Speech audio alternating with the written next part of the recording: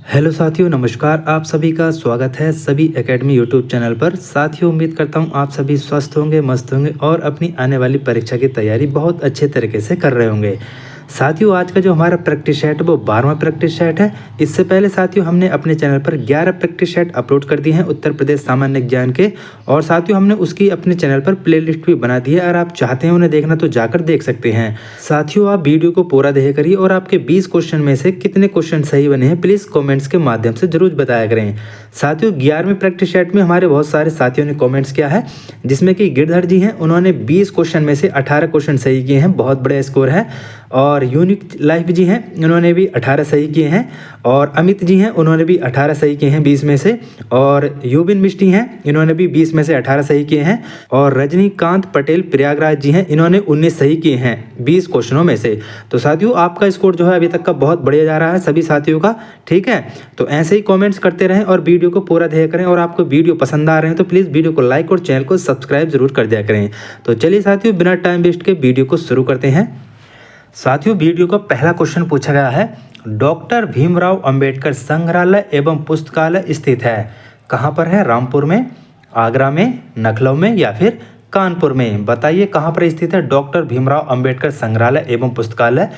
तो साथियों, डॉक्टर भीमराव अंबेडकर संग्रहालय एवं पुस्तकालय जो स्थित है वह स्थित है रामपुर में। ऑप्शन ए इस क्वेश्चन का बिल्कुल सही आंसर हो जाएगा, रामपुर में। अगले क्वेश्चन पर बढ़ते हैं। अगला क्वेश्चन पूछा गया है, वर्ष 2011 की जनगणना के अनुसार उत्तर प्रदेश में महिला साक्षरता दर क्या थी? 57.20%, 52.10%, 59.10% या फिर उपयुक्त में से कोई नहीं। तो वर्ष 2011 की जनगणना के अनुसार उत्तर प्रदेश में जो महिला साक्षरता दर थी वह थी साथियों 57.20%। ऑप्शन ए इस क्वेश्चन का बिल्कुल करेक्ट आंसर हो जाएगा, ऑप्शन ए। और साथियों, पुरुष की जो साक्षरता थी वह थी साथियों 77.33%। और कुल जो साक्षरता दर थी 2011 के मामले में वह थी साथियों 67.68। आगे बढ़ते हैं अब अगले क्वेश्चन की तरफ। अगला क्वेश्चन पूछा गया है, किशोरी बालिका योजना वर्ष में डैश दिनों के लिए विद्यालय में उपस्थित न होने पर लड़कियों को संतुलित आहार प्रदान करने की पेशकश करती है। 125 दिनों की, 150 दिनों की, 175 दिनों की या फिर 300 दिनों की?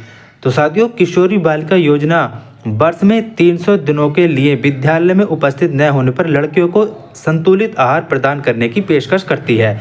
तो इस क्वेश्चन का सही आंसर हो जाएगा 300 दिनों तक। अगले क्वेश्चन पर बढ़ते हैं। अगला क्वेश्चन पूछा गया है, आत्मनिर्भर यूपी रोजगार अभियान कब प्रारंभ किया गया था? 24 जनवरी 2020 को, 25 जून 2020 को, 26 जून 2020 को या फिर 27 जुलाई 2020 को? तो आत्मनिर्भर यूपी रोजगार अभियान जो प्रारंभ किया गया था वह किया गया था 26 जून 2020 को। ऑप्शन सी इस क्वेश्चन का करेक्ट आंसर हो जाएगा, 26 जून 2020 को आत्मनिर्भर यूपी रोजगार अभियान प्रारंभ किया गया था। अगले क्वेश्चन पर बढ़ते हैं। अगला क्वेश्चन पूछा गया है, नीचे दिए गए युग्मों में कौन सा सुमेलित नहीं है? बताएंगे कौन सा सुमेलित नहीं है। लखनऊ, ये साथियों छावनी परिषद है, बिल्कुल सही है। कानपुर नगर निगम है, बिल्कुल करेक्ट है। काकोरी नगर पंचायत है, ये बिल्कुल करेक्ट है। गाजियाबाद, साथियों ये गाजियाबाद जो है ये नगर पालिका परिषद नहीं है, यह भी एक नगर निगम है। तो यही वाला क्वेश्चन हमारा बिल्कुल सही हो जाएगा, जो कि गलत दिया हुआ है इसमें। ऑप्शन सी करेक्ट आंसर हो जाएगा इसका। अगले क्वेश्चन पर बढ़ते हैं। अगला क्वेश्चन पूछा गया है, उत्तर प्रदेश में कितने विश्वविद्यालयों के नाम डॉक्टर BR अम्बेडकर पर रखे गए हैं? 1, 2, 3 या फिर 4? तो साथियों, उत्तर प्रदेश में जितने विश्वविद्यालयों के नाम डॉक्टर BR अम्बेडकर पर रखे गए हैं वह विश्वविद्यालय हैं साथियों 2। एक तो लखनऊ में है और दूसरा है साथियों आगरा में। लखनऊ में जो है वो साथियों केंद्रीय विश्वविद्यालय है, ठीक है। तो अगले क्वेश्चन की तरफ बढ़ते हैं। अब इस क्वेश्चन का जो सही आंसर हो जाएगा वो 2 हो जाएगा, ऑप्शन बी। आगे बढ़ते हैं। अगला क्वेश्चन पूछा गया है, उत्तर प्रदेश और उत्तराखंड राज्यों के निम्नलिखित जनजातियों में से किसमें युवा गृह प्रथा प्रचलित है? Shauka, option B Raji, option C Tharu, option D Bhotia. तो उत्तर प्रदेश और उत्तराखंड राज्यों के जनजातियों में से जिसमें युवा गृह प्रथा प्रचलित है वह जनजाति है साथियों भोटिया। ऑप्शन डी इस क्वेश्चन का बिल्कुल करेक्ट आंसर हो जाएगा, भोटिया जनजाति में युवा गृह प्रथा प्रचलित है। तो ऑप्शन डी बिल्कुल सही आंसर हो जाएगा। अगले क्वेश्चन पर बढ़ते हैं। अगला क्वेश्चन पूछा गया है, निम्नलिखित में से कौन सा एक सही सुमेलित नहीं है? अमीर खुसरो एटा, मिर्ज़ा गालिब आगरा, जोश मलिहाबाद या फिर जिगर गोरखपुर। तो साथियों अमीर खुसरो का जो संबंध है वो एटा से है, बिल्कुल करेक्ट है। मिर्ज़ा गालिब ये आगरा से हैं और जोश ये मलिहाबाद से हैं, बिल्कुल करेक्ट है।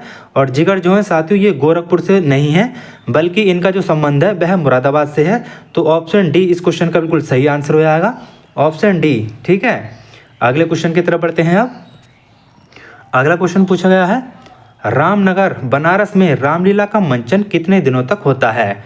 30 दिन तक, 27 दिन तक, 31 दिन तक या फिर 33 दिन तक? तो साथियों रामनगर यानी कि बनारस में जो रामलीला का मंचन होता है वह चलता है साथियों 31 दिनों तक। ऑप्शन सी इस क्वेश्चन का करेक्ट आंसर हो जाएगा, 31 दिनों तक। अगले क्वेश्चन पर बढ़ते हैं। अगला क्वेश्चन पूछा गया है, प्रसिद्ध सूफी संत शेख सलीम चिश्ती की दरगाह उत्तर प्रदेश के किस जिले में स्थित है? जौनपुर में, कन्नौज में, फतेहपुर सीकरी में या फिर बाराबंकी में? तो साथियों प्रसिद्ध सूफी संत शेख सलीम चिश्ती की जो दरगाह है उत्तर प्रदेश में वह है साथियों फतेहपुर सीकरी में। ऑप्शन सी इस क्वेश्चन का बिल्कुल करेक्ट आंसर हो जाएगा, फतेहपुर सीकरी।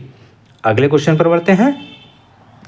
अगला क्वेश्चन है, वर्तमान उत्तर प्रदेश में भारत के प्राचीन 16 महाजनपदों में से कुल कितने महाजनपद स्थित हैं उत्तर प्रदेश में? आपको यह बताना है। तो 6 हैं, 7 हैं, 8 हैं या फिर 9 हैं?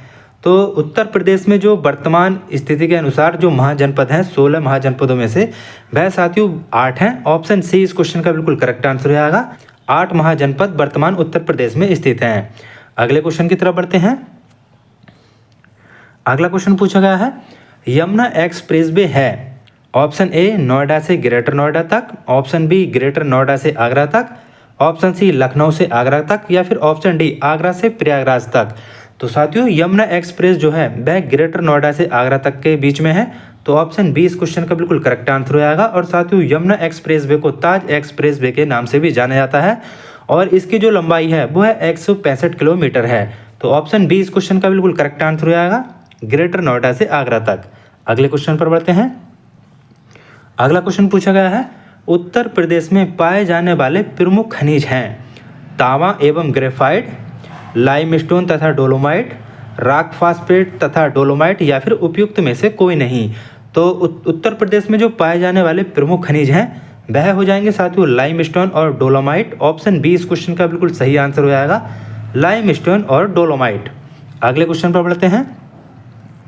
अगला क्वेश्चन दिया गया है, सूची 1 को सूची सेकंड से सुमेलित कीजिए और सूचियों के नीचे दिए गए कोड का उपयोग करके सही उत्तर दीजिए। साथियों एक तरफ स्थान दिए हैं और दूसरी तरफ उद्योग दिए हैं, आपको सुमेलित करना है कौन सा स्थान किस उद्योग से संबंधित है।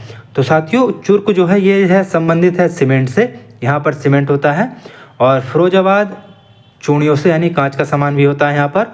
और मेरठ है साथियों ये खेल के सामान से हो जाएगा और अलीगढ़ हो जाएगा हमारा ताला से। ठीक है, तो इस क्वेश्चन का जो सही आंसर हो जाएगा ए का हो जाएगा हमारा तीसरा, बी का हो जाएगा हमारा चौथा, यानी कि सी वाला विकल्प करेक्ट आंसर हो जाएगा 3 4 1 2। सी वाला विकल्प एकदम करेक्ट आंसर हो जाएगा 3 4 1 2।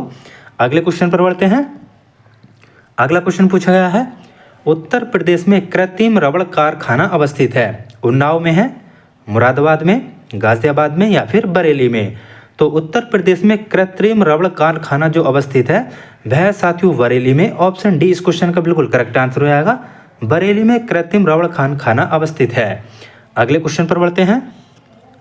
अगला क्वेश्चन पूछा गया है, निम्नलिखित में से कौन सा युग्म सही सुमेलित नहीं है? एक तरफ साथियों शहर दिए हैं और दूसरी तरफ दी हुई हैं विशेषताएं, उसकी क्या है बताइए, कौन सा किससे संबंधित है और कौन सा सुमेलित नहीं है आपको बताना है। साथियों वाराणसी की जो विशेषता है वो संस्कृति एवं धर्म से है। ठीक है, और लखनऊ प्रदेश की राजधानी है, सभी को पता है। और मुरादाबाद पीतल उद्योग के लिए बिल्कुल प्रसिद्ध है, लेकिन झांसी जो है वो औद्योगिक केंद्र के लिए नहीं है। तो ऑप्शन सी वाला विकल्प सही आंसर हो जाएगा, ऑप्शन सी। अगले क्वेश्चन की तरफ बढ़ते हैं। अगला क्वेश्चन पूछा गया है, उत्तर प्रदेश में पर्यटन विकास निगम की स्थापना हुई थी 1972 में, 1974 में, 1989 में या फिर 2001 में? तो साथियों उत्तर प्रदेश में पर्यटन विकास निगम की जो स्थापना की गई थी वह की गई थी साथियों 1974 में। ऑप्शन बी इस क्वेश्चन का बिल्कुल करेक्ट आंसर हो जाएगा। और साथियों अगर आपसे पूछा जाए कि पर्यटन निदेशालय की स्थापना कब हुई थी, तो उसकी हुई थी 1972 में। ठीक है, तो इस क्वेश्चन का सही आंसर हो जाएगा 1974 में। अगले क्वेश्चन की तरफ बढ़ते हैं। अगला क्वेश्चन है, निम्नलिखित में से कौन सी नहर उत्तर प्रदेश में अधिकतम क्षेत्रफल की सिंचाई करती है? ऊपरी गंगा नहर, लोअर गंगा नहर, शारदा नहर या फिर रामगंगा नहर। तो साथियों उत्तर प्रदेश में जो नहर सबसे ज़्यादा क्षेत्रफल पर सिंचाई करती है वह नहर है साथियों शारदा नहर। ऑप्शन सी इस क्वेश्चन का बिल्कुल करेक्ट आंसर हो जाएगा, शारदा नहर। और साथियों इसकी जो स्थापना की गई थी, यानी कि इसका निर्माण जो किया गया था वह किया गया था 1928 में, और इसकी जो लंबाई है वो 12,368 किलोमीटर है। ठीक है, तो अगले क्वेश्चन पर बढ़ते हैं। अब अगला क्वेश्चन पूछा गया है, निम्नांकित में से किस फसल का उत्तर प्रदेश भारत में सर्व प्रमुख उत्पादक है? चना का, ज्वार का, मक्का का या फिर गेहूं का? तो साथियों इन फसलों में से जो भारत है सर्व प्रमुख उत्पादक वह है साथियों गेहूं का। ऑप्शन डी इस क्वेश्चन का बिल्कुल करेक्ट आंसर हो जाएगा, गेहूं का। अगले क्वेश्चन पर बढ़ते हैं। अगला क्वेश्चन पूछा गया है, निम्नलिखित में से उत्तर प्रदेश में किस फसल चक्र का क्षेत्रफल अधिक है? धान गेहूं का, मक्का गेहूं का, मक्का सरसों का या फिर उड़द गेहूं का? बताइए किसका है सबसे ज़्यादा क्षेत्रफल?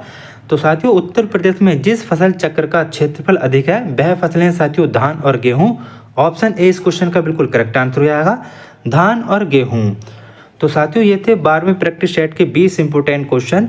20 क्वेश्चन में से आपके कितने क्वेश्चन सही हुए हैं प्लीज़ कमेंट्स के माध्यम से ज़रूर बताएं। और आप चैनल पर पहली बार आए हो तो प्लीज़ चैनल को सब्सक्राइब और वीडियो को लाइक ज़रूर कर दें, क्योंकि साथियों हमारे चैनल पर डेली प्रैक्टिस सेट कराए जा रहे हैं उत्तर प्रदेश सामान्य जानकारी के। तो चैनल को जरूर सब्सक्राइब करें। अगर आपको वीडियो पसंद आया तो प्लीज़ वीडियो को भी लाइक कर दें। तो चलिए साथियों मिलते हैं अगले वीडियो में, तब तक के लिए सभी साथियों को जय हिंद, जय भारत। सभी साथियों को नमस्कार।